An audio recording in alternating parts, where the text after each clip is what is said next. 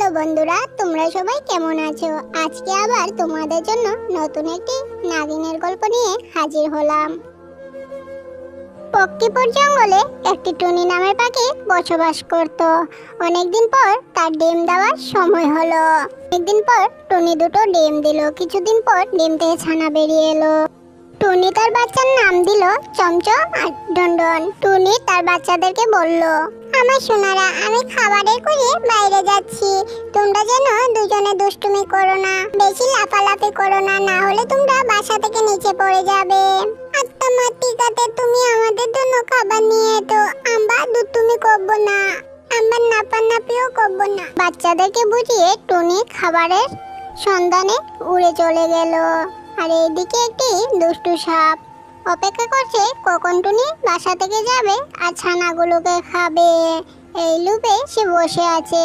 অনেকদিন হয়েছে টুনি পাখি ছোট ছানা খায়নি। কচি কচি মাংস খেতে কি দারুণ হবে, এটা ভেবেই তো আমার জিভে জল চলে এলো। তো চাই তাড়াতাড়ি গিয়ে টুনি ছানাগুলোকে খেয়ে ফেলি। এই বলে সাপটা টুনির বাসার দিকে এগোতে থাকলো। আর এই বাচ্চাগুলো সাপটাকে দেখে মনে মনে কিছু বলতে থাকলো। মা মা, তুমি কোথায়? তাড়াতাড়ি বাচ্চাতে ফেলে তো, এই দুধ তাড়াতাড়ি না হলে আমাদেরকে গিলে খাবে। আমাদের বাচ্চার সামনে চলে এসেছে, আমাদেরকে খেও না।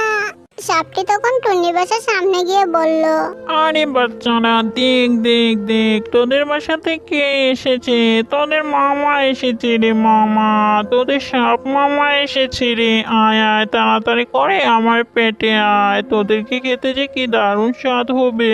সাপের এইসব কথা শুনে বাচ্চাগুলো কান্না করতে শুরু করলো। ঠিক আছে থাক মামা, তুমি আমাদেরকে খেও না, আমাদের মা আমাদের জন্য খাবার আনতে গেছে, দয়া করলে তুমি আমাদেরকে ফেলে দাও।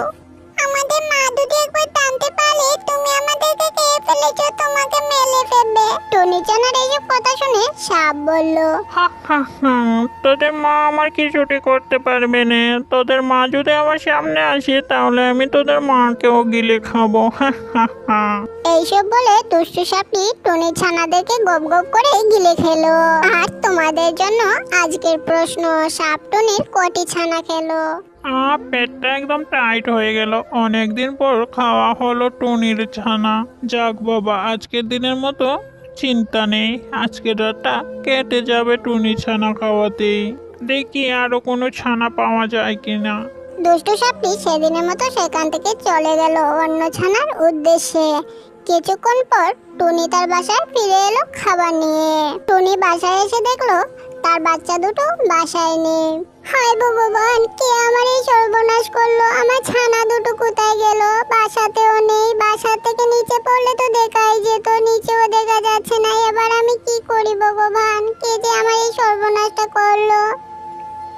ওই তো দেখা যাচ্ছে খরগোশ দাদা। যাই খরগোশ দাদাকে গিয়ে জিজ্ঞাসা করে বাসায় কেউ আসলো নাকি আবার।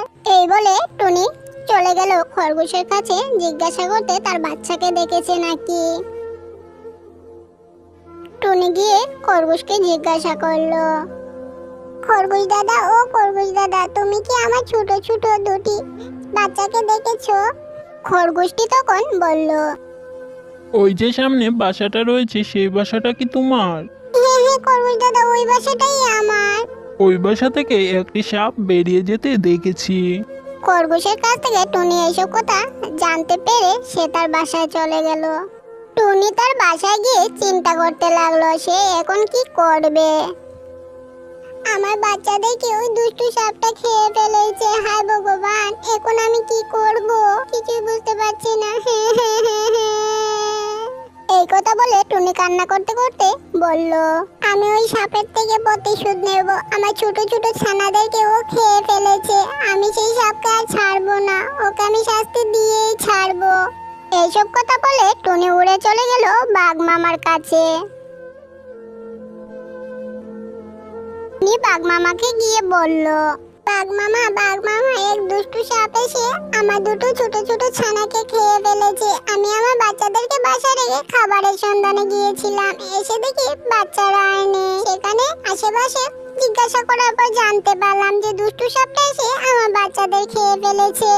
আমি এর একটা উচিত বিচার চাই। বাঘ বলল, তুমি কোনো চিন্তা করো না, তুমি চলো আমার সাথে। এই দুষ্টু সাপটার উচিত শিক্ষা দেওয়ার ব্যবস্থা আমি করছি। সে যেন জীবনে কারো ছানা না খেতে পারে। তুমি চলো শুধু আমার সাথে, ব্যবস্থাটা করে আসি। এই বলে বাঘ মামা টুনিকে সাথে করে নিয়ে চলে গেল নাগমাতার কাছে। নাগিনের কাছে আসার পর বাঘ মামা নাগমাতাকে বলল, নাগিন বন্ধু, আমরা তোমার কাছে এসেছি একটি বিচার দেওয়ার জন্য। আশা করি বিচারটি তুমি করবে। নাগমাতা তখন বলল, বলো বাঘ বন্ধু, তোমার কি সমস্যা? বাঘ মামা তখন টুনিকে বলল, বাঘনি টুনি, তুমি তোমার সমস্যাটাকে নাগিন বন্ধুর কাছে খুলে বলো। নাগিন বন্ধু এর সমাধান করে দেবে। সব কথা খোলাখুলি বলো কিন্তু। নাগিন মা তাহলে বলি শুনুন। আমি আমার বাচ্চাদেরকে বাসায় রেখে খাবারের সন্ধানে গিয়েছিলাম, আর দুষ্টু সাপ এসে আমার বাচ্চাদেরকে খেয়ে ফেলেছে। ও অপেক্ষা ছিল কখন আমি বাসা থেকে যাব আর ও আমার বাচ্চাদেরকে খেয়ে ফেলবে। আপনি এর একটা উচিত ব্যবস্থা করুন। তখন নাগমাতা বলল, টুনি তুমি চিন্তা করো না, এখন আমি তোমার সামনে ওই দুষ্টু সাপের কঠিন শাস্তির ব্যবস্থা করছি। তোমার সামনেই আমি ওকে শাস্তি দেব। নাগমাতা তার জাদু শক্তি দিয়ে সাপটিকে টুনির সামনে এনে হাজির করে টুনিকে বলল, টুনি এবার তুমি বলো এই দুষ্টু সাপটার কি ব্যবস্থা করা যায়। তুমি যা বলবে ওকে আমি তাই শাস্তি দেব। তুমি চিন্তা করে বলো ওকে কি শাস্তি দিতে চাও তুমি। তারপর টুনি বলল, আমি চাই নাগিন মাতা তুমি ওই সাপটিকে মেরে ফেলো। না না নাগিন মা, আপনি আমাকে মারবেন না। আমার ভুল হয়ে গেছে, আমাকে মাফ করে দিন। আমি আর কখনো বাচ্চা চুরি করে খাবো না। তখন নাগমাতা সাপটিকে বলল, আমি যে তোকে মাফ করে দেব, তুই কি এই টুনটুনি পাখি ছোট ছোট ছানাদেরকে ফিরিয়ে দিতে পারবি? তুই যদি ফিরিয়ে দিতে পারিস তাহলে তোকে ছেড়ে দেব, আর যদি দিতে না পারিস তোকে আমি এখনই মেরে ফেলবো, জানি দিতে পারবি না। এইসব বলে নাগমাতা তার অলৌকিক শক্তি দিয়ে সাপটিকে মেরে ফেললো। কোনো কাজ করার আগে ভেবেচিন্তে করাটাই ভালো।